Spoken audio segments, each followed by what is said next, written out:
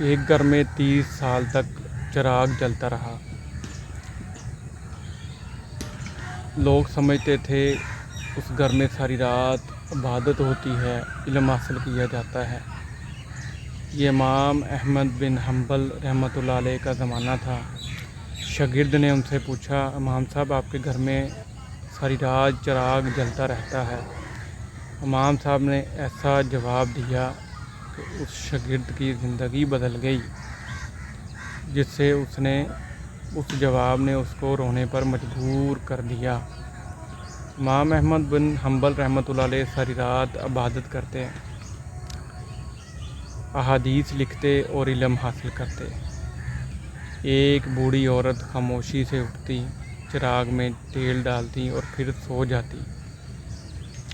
شاگرد نے پوچھا، امام صاحب یہ بوڑھی عورت کون ہے؟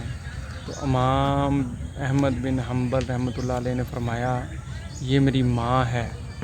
جب میں چھوٹا سا تھا تو میری ماں راتوں کو جاگ کر اس چراغ میں تیل ڈالتی تاکہ میں علم حاصل کر سکوں۔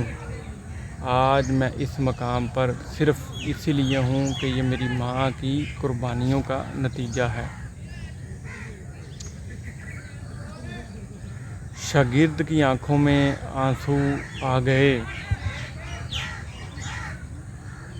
کیونکہ اسے احساس ہوا کسی کی کامیابی کے پیچھے اس کی ماں کی قربانیوں کا ہاتھ ہوتا ہے، اس کی ماں کی قربانیاں ہوتی ہیں۔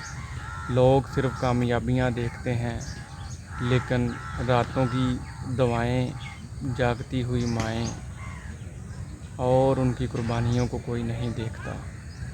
سوچ بدلیں، زندگی بدلیں۔ ملتے ہیں نیکسٹ ویڈیو میں۔